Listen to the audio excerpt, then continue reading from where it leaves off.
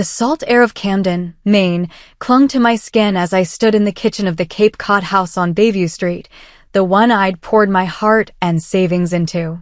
I'm Elsa Miller, a 35-year-old nurse who's spent the last decade stitching together lives in the ICU at Penn Bay Medical Center. Every extra shift, every skipped vacation, every penny I saved was for a dream, a seaside cottage with a garden where I could plant violets and watch the tides roll in. But that dream was crumbling in front of me, and the weight of it made my chest ache. The housewarming party was supposed to be a celebration. I'd spent $200,000, my entire life savings, to save my parents, Linda and Tom, from losing their old place to foreclosure. The agreement was simple. The deed would be in my name since I'd paid the down payment. I'd imagined this house, with its white clapboard siding and wide front porch, as a place for family gatherings, maybe even a home for me one day. But as my mother waved the deed in my face, her words cut deeper than any scalpel I'd ever seen in the hospital. "Elsa, don't be ridiculous," she said, her voice sharp over the chatter of relatives and the clink of wine glasses. "Daniel needs this more than you. He's got a wife and a baby on the way. What do you have? Just yourself." Her words landed like a slap, stealing the air from my lungs. I gripped the edge of the granite countertop, the one I'd chosen with the realtor, picturing holiday dinners here. My stepbrother, Daniel, leaned against the fridge, his smug grin as familiar as it was infuriating. At 40, he'd never contributed a dime to our parents, too busy chasing failed dreams, a lobster shack that went bust, a craft brewery that never brewed a single batch. Yet here he was, the golden child, handed my life's work because he'd married and had a kid on the way. Tom, my stepfather, chimed in, his eyes fixed on the hardwood floor. "We've filed the paperwork, Elsa. The house is Daniel's now. You should be proud. You're helping your brother start his family." Proud? The word tasted bitter. I'd worked double shifts, missed birthdays, let relationships slip away, all to save that money. I looked around the room. My Aunt Laura, who'd practically raised me during summers when Mom was too busy doting on Daniel, stood in the corner, her face tight with disbelief. My best friend, Sophie, clutched her glass so tightly I thought it might crack. The rest of the guests' cousins, neighbors, shifted awkwardly, their whispers filling the air like static. "This isn't right," I said, my voice trembling with a mix of hurt and fury. "That money was everything I had. We had an agreement." "Oh, Elsa, stop being so dramatic," Mom sighed, rolling her eyes.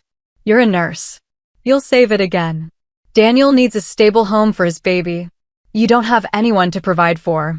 Something inside me broke, not just from the betrayal, but from years of being the reliable one, the one who sacrificed while Daniel got new cars and second chances. I'd grown up watching my parents refinance their house to fund his failures, never complaining even as their retirement dwindled. But this was theft. As Daniel paraded around, talking about his house, I knew this wasn't the end. They'd pushed me too far, and I wasn't the quiet, accommodating Elsa they expected anymore.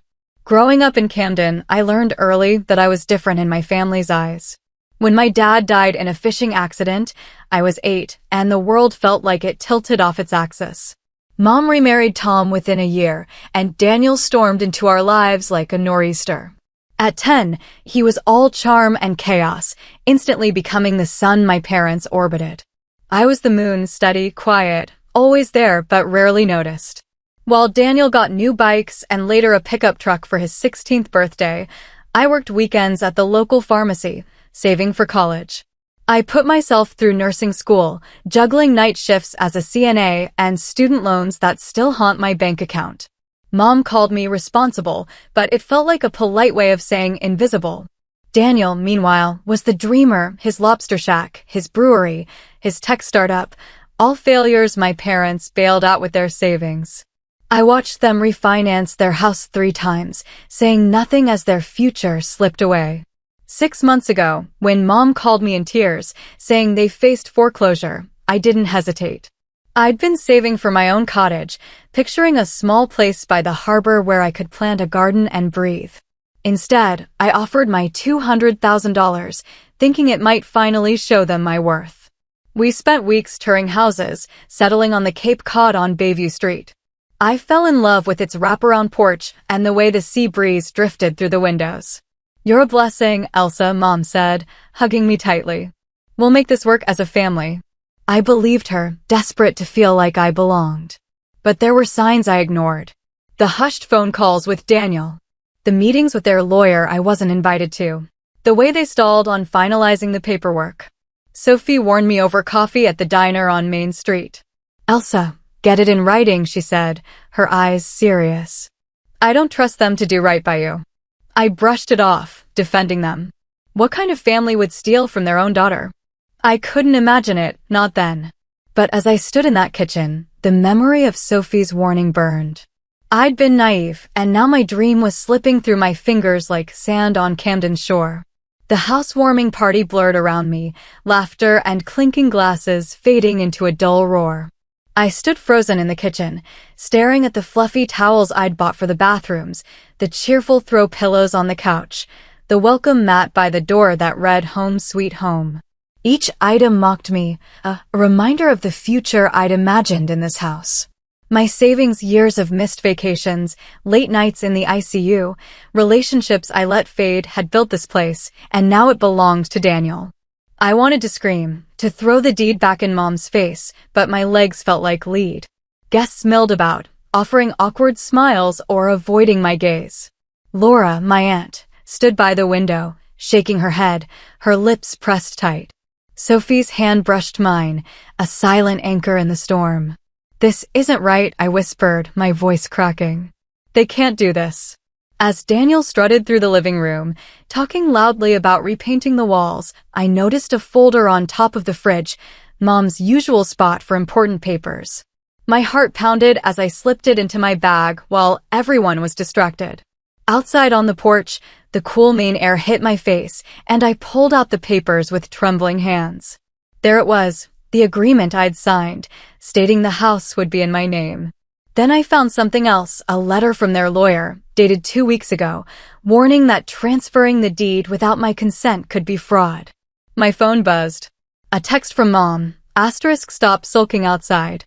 Come back in and be happy for Daniel, the words ignited something fierce in me. This wasn't just about the money, it was about years of being pushed aside, of giving everything and getting nothing. I texted Sophie's brother, Mark, a real estate attorney, *are you free tomorrow? I need legal help. His reply was instant. Sophie told me. 9 a.m. at my office. Bring everything, I stepped back inside, my resolve hardening. Mom and Tom were laughing with Daniel, planning his future in my house. They didn't see the shift in me, the spark of defiance. I wasn't just the reliable daughter anymore. They'd taken my savings, my trust, my dream, but they wouldn't take my fight. The next morning, I sat in Mark Carter's office in Portland, clutching a coffee cup to steady my nerves. The drive from Camden had been a blur, the coastal road winding past lighthouses and lobster boats, but all I could see was that lawyer's letter, the word fraud burning in my mind. Mark, Sophie's brother, spread the documents across his desk, his brow furrowed as he read. "Elsa, this is a mess," he said, holding up the agreement I'd signed. "You paid the down payment, and this clearly states the house was to be in your name. The deed transfer to Daniel?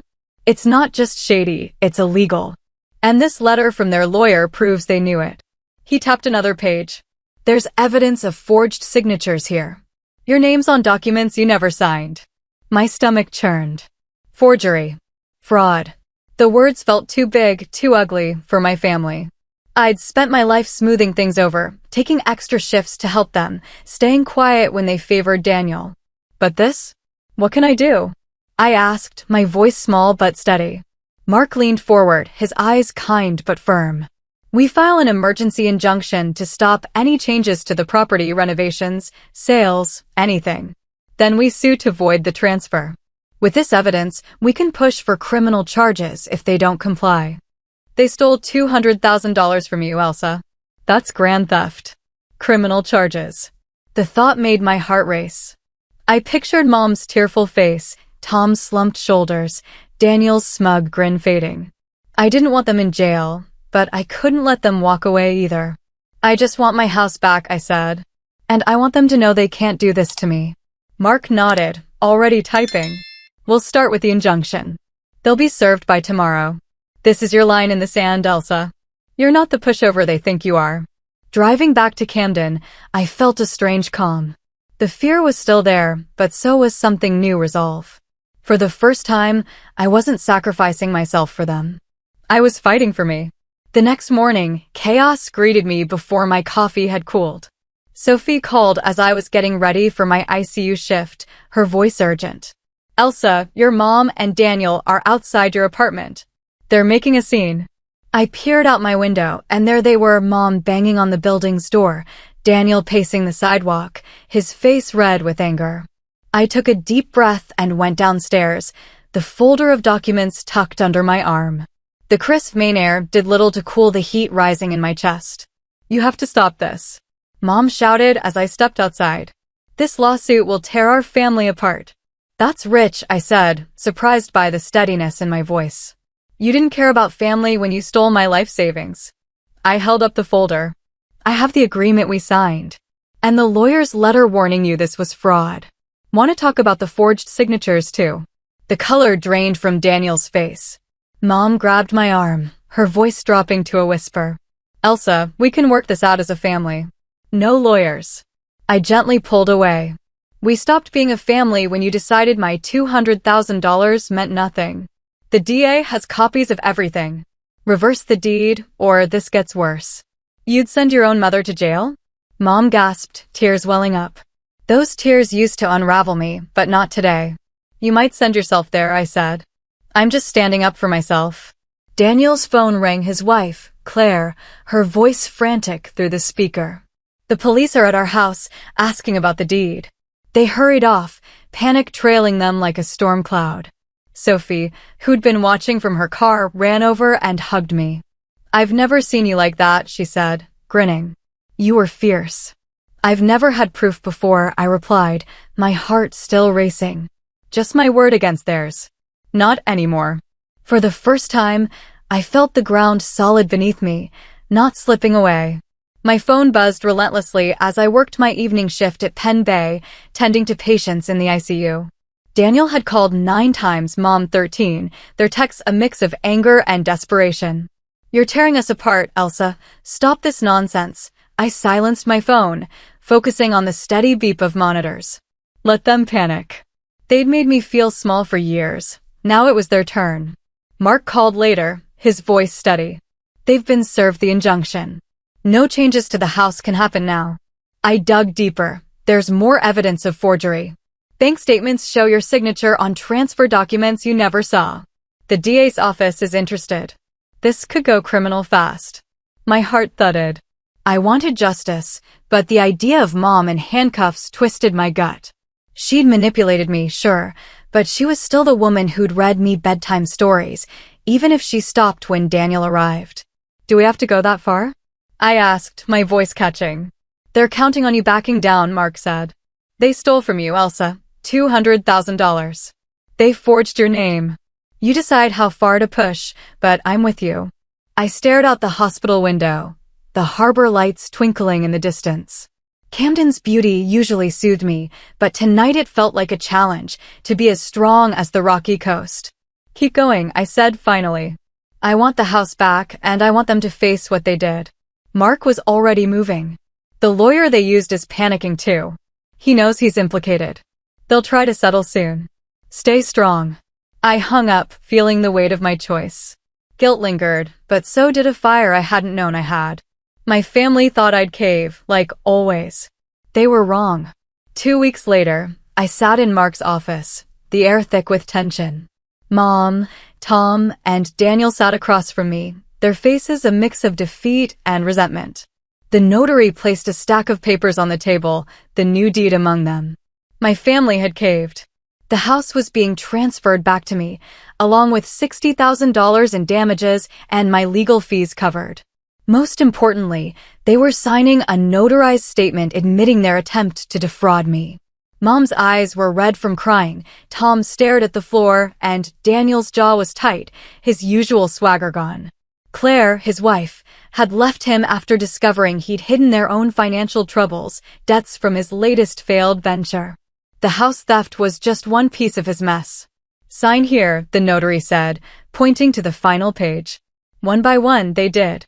When it was my turn, my hand was steady, the pen gliding across the paper. I felt no triumph, only a quiet relief. The house was mine again, but the cost was a family fractured beyond repair. "You've ruined everything," Daniel muttered as he stood, his voice low. "No," I said, meeting his eyes. "You did that when you stole from me. I just fixed it." Mom reached for my hand as they left, but I stepped back. Her tears didn't move me anymore. Mark handed me the deed, a small smile on his face. "Congratulations, Elsa. It's yours." I nodded, clutching the papers. The Cape Cod house was mine, but it no longer felt like home. It was a symbol of their betrayal, a weight I didn't want to carry. As I drove back to Camden, the harbor glowing under a pink sunset, I knew what I had to do next. This wasn't the end, it was a new beginning. The decision came easily, like the tide pulling back from Camden's shore. I didn't want the house on Bayview Street, not anymore. Every window, every floorboard, reminded me of their betrayal. So, I called my realtor and listed it. Within days, a developer offered well above market value, planning to turn the property into upscale condos. The profit, combined with the settlement, was enough to change everything. I signed the sale papers on a crisp morning, the harbor sparkling beyond the realtor's office. My family had spread rumors, telling relatives I'd overreacted to a misunderstanding. They thought I'd let them stay in the house, clinging to their old control. They didn't know about the sale until it was done. "They'll lose it when they find out," Sophie said, laughing over coffee at our favorite Camden cafe. "They thought you'd cave." "That's why I did it," I replied, stirring my latte. "They need to know they don't own me." With the money, I bought my dream, a small seaside cottage just outside Camden, with a wraparound porch and a yard perfect for gardening. The first night, I stood on the porch, the scent of salt and pine wrapping around me. This was mine, earned through my fight. I pictured violets blooming in neat rows, tomatoes ripening on the vine. My family's shadow no longer loomed here. I was free. My cottage became my sanctuary. I painted the walls soft blues and greens, colors that echoed the Maine coast and soothed my soul. The garden took shape, violets, tomatoes, cucumbers, each seed a promise of something new. Sophie helped me move in, joking that my green thumb was my superpower.